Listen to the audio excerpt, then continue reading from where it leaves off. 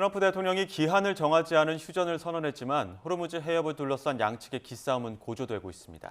휴전 중에도 이스라엘은 레바논을 향한 공격을 멈추지 않았는데 이번에는 여 기자가 숨졌습니다. 국제부 연결해서 이란 전쟁 상황 알아보겠습니다. 김잔디 기자 전해주시죠. 이란과의 휴전을 연장한다고 선언한 트럼프 대통령. 이번 주말에 이란과 다시 협상 테이블에 앉을 수 있다고 밝혔습니다. 앞으로 사흘 안에 2차 종전회담이 열릴 수 있을 것으로 본다는 파키스탄 소식통의 전망에 대해 트럼프 대통령도 가능하다고 답한 겁니다. 일부 언론의 최대 5일간 단기 휴전 보도에 대해선 부인했습니다. 백악관은 이란과의 휴전에 특정 기한을 두지 않았다며 이란 측에 통일된 제안이 나올 때까지 서두르지 않겠다고 설명했습니다. 하지만 미국과 이란 모두 호르무즈 해협 통제를 유지하면서 긴장감은 어느 때보다 팽팽합니다. 트럼프 대통령은 이란이 하루빨리 협상에 나서도록 압박하는 차원에서 이란 해상봉쇄를 유지하고 있습니다. 이란은 미국의 해상봉쇄 고수를 비난하며 호르무즈 해협에서 상선 3척에 발포하고 2척을 납포했습니다.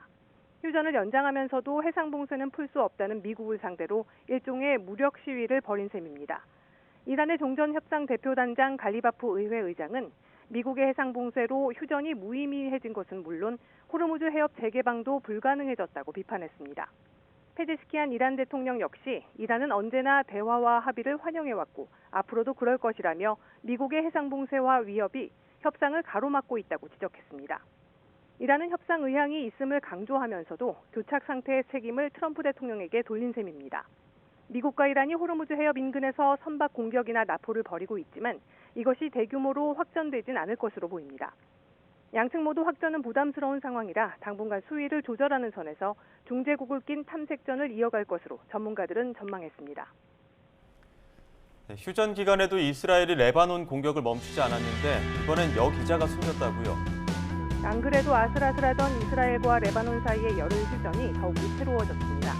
이 사실 이스라엘군은 휴전 개시 직후부터 연일 레바논 헤즈볼라에 대한 공격을 이어갔는데요. 이스라엘군은 현지 시간 22일 레바논 남부를 또 폭격해 건물 잔해에 갇힌 여기자 아말 칼릴이 숨지고 다른 기자 1명이 크게 다쳤습니다. 이번 폭격은 알티리, 하다타 사이의 도로를 목표로 계속됐고 도로가 끊기면서 구조대의 접근도 사실상 불가능했습니다. 레바논 정부는 명백한 전쟁 범죄라며 이스라엘을 국제재판소에 제소하겠다고 밝혔습니다. 나와프 살람 레바논 총리는 이스라엘군이 언론인을 표적으로 삼고 구조대의 접근까지 막은 행위는 명백한 범죄 행위라고 강력히 규탄했습니다. 또 레바논은 이스라엘의 이러한 범죄를 관련 국제재판소에 제소하기 위해 모든 노력을 다할 것이라고 강조했습니다. 그동안 인권단체들은 레바논 정부가 이스라엘을 국제형사재판소에 회부할 것을 촉구해왔습니다. 이스라엘과 레바논 정부 간 2차 고위급 회담은 미국 워싱턴 DC에서 23일에 열릴 예정입니다. 지금까지 국제부에서 YTN 김잔디입니다.